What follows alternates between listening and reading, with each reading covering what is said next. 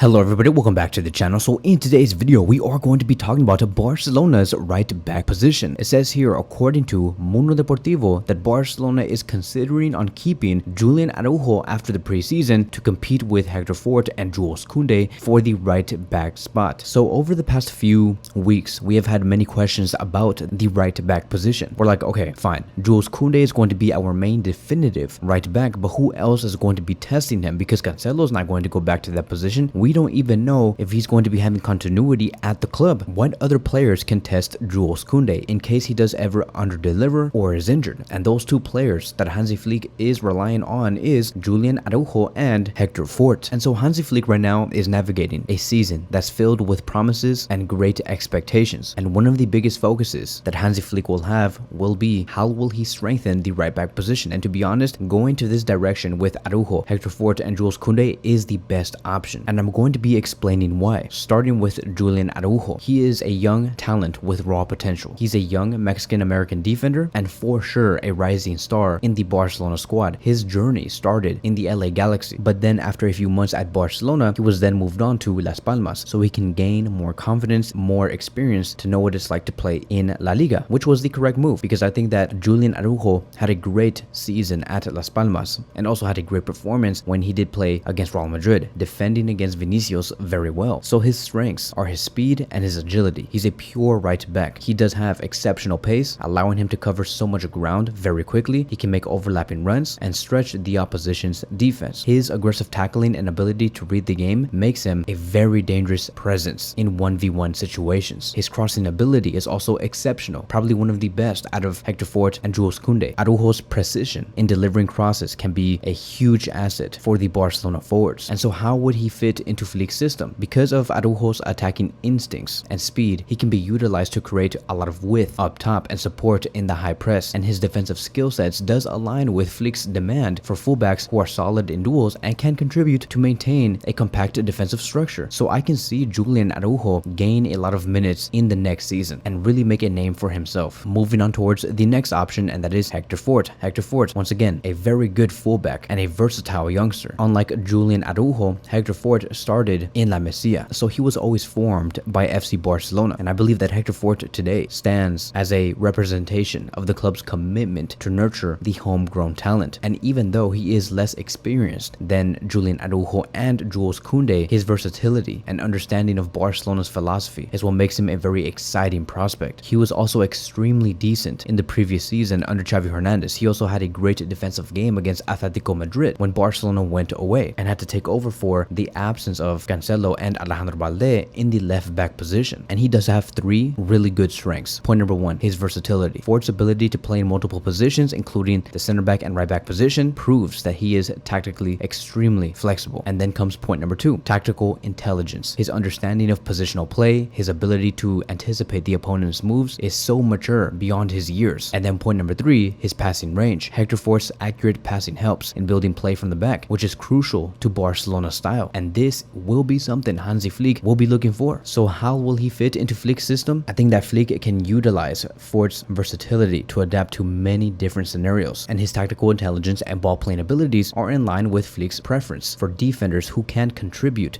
to both defensive solidity and offensive buildup. And then moving on towards our main player, the player that will for sure start under Hansi, and that is Jules Koundé, the experienced defender. Jules Koundé used to be a center back. He did show it with France and he also showed it at Sevilla. At Barcelona, he was once a center back, but then eventually moved to the right back position because Xavi Hernández believed that that is where his best talents are at. And Jules Koundé continues to prove why he is in the top 3 best right backs in the world. So he is no longer a center back. And the fact that he still shows a lot of experience and composure under pressure, those are qualities that are just assets for any top tier team, not just FC Barcelona. Once again, his strengths does rely on 3 different things. Point number one, his defensive solidity. Jules Koundé's primary strength lies in the defensive side of the game. He has excellent tackling, interception skills, and aerial ability. This is what makes him stand out of Hector Fort and Julian Araujo. Point number two, his ball playing abilities. He's very comfortable on the ball. Koundé can initiate any attack from deep positions, which is why he is always used to come out from the right flank, so he maintains possession and transition us smoothly into the final third. And then point number three, which is the most important, it is his experience. That is his biggest strengths. He has played in so many top competitions, especially in the World World Cup final. Koundé brings a level of maturity and leadership to that back line. So how will Flick use him next season? So I do think that he will be starting with Araujo, Cubarsí, and Balde at the back, or it could be Araujo, Christensen, and Balde at the back. I mean, who knows? Maybe it can be Cubarsí, Christensen, and Balde with Jules Kounde as the right back. You can do so many things, but Kounde has great defensive capabilities. He's experienced, and that does make him as a very reliable choice for any high-stake match. If Barcelona ever have to face against a City, a Bayern, a Real Madrid, a Arsenal, Kounde is your #1 choice. And so I am very happy with the way Hansi has set up the right back position. These three players will bring a lot to the table, and I just cannot wait to see it. Moving on towards the next conversation, and I do want to speak about Guille Fernández. Now, it took me a long time to get to this point to speak about Guille Fernández because there has been so much other material that I did have to cover, but now we're here. I want to speak about this youngster. He has just signed a new contract until 2027, and it is a professional contract. He was able to sign the contract with Juan Ferre, who is the director responsible for youth football at Barcelona. He also recently just turned 16 years old last month, which allowed him to sign the professional contract. Guille Fernández only wanted to succeed at Barcelona. There were other clubs out there that really wanted Guille Fernández, and they came in with attractive offers, but Guille Fernández said, no, I'm okay. I want to be committed to Barcelona. So over the past month, he has been training in the first team under the new head coach, Hansi Flick. If you guys do not know who the player is, he is a attacking midfielder and a product of Barcelona's La Masia Youth Academy, and he made his debut for Barca Athletic, remember, at just 15 years old earlier this year. He made 7 appearances for Barca Athletic before the end of the season. He set a new record as the youngest player to represent Barca Athletic at 15 years old, 9 months and 13 days. He was featured 3 times for the under-19 team in the UEFA Youth League, and he had many standout performances. For example, Barca Athletic sealed a late 3-2 victory against Osasuna 4 months ago, extending their unbeaten run to 11 matches. Mikel Fayez scored the 89th minute winner for Barcelona's reserve team, and one of the best players that performed on that night, it was Guille Fernández. He also featured for Spain's youth side, scoring 4 goals for the under-17s in a 7-0 victory over Germany. So he has played regularly with Barcelona's Juvenil A and Juvenil B sides over the 2023-2024 season. He has been rotated through many different divisions, and now to see him being trained under the guidance of Hansi Flick, who knows if he sees this player as a candidate to be in the first team. So we should expect to see him make his senior debut sooner rather than later, and he'll likely be taken on the Barcelona preseason tour in the United States. Guille Fernández did have a former coach named Albert Puig, and he did describe the player as a player with huge physical quality. He's powerful, capable of quick first steps, good at protecting the ball. His passing and game awareness is very well. He's a expansive player who helps in the build-up process and drives the ball forward by dribbling or through passes. And one of the areas of improvements that has been said about the player is that sometimes he's a little too overly direct, and that has been corrected at La Masia. Now, who knows if Hansi Flick does welcome this, because he is going to be playing much more direct football at the club. Maybe his area of improvement may be a gift to Hansi, but he is very well known for his competitive nature and leadership qualities. He is currently represented by Jorge Mendes. Jorge Mendes does also represent other Barcelona players like Lamine Yamal, Alejandro Balde, Joao Cancelo, Joao Felix, and Ansu Fati. I believe that part of the reason why he signed a 3-year professional contract with Barcelona is because of Jorge Mendes' influence and his ability to really give more positives to FC Barcelona. He does have a great relationship with Joan Laporta, so Barcelona should handle Guille Fernández's progress carefully to avoid any physical overload or any potential injuries. Let's make sure that he has a great transition to the first team, and let's also make sure that, you know, this young talent does not get pressured into meeting any expectations that were set by Lamine Yamal. Let's not expect for this player to score 8 goals and provide 6 assists in the next season. If there's one thing that he does have besides a gift of football, it is the gift of time. So give this player time. I think that he'll have a lot of things to show in the near future. And so that is it. That is going to be wrapping up today's video. Thank you guys so much for watching, and I will see you guys in the next one.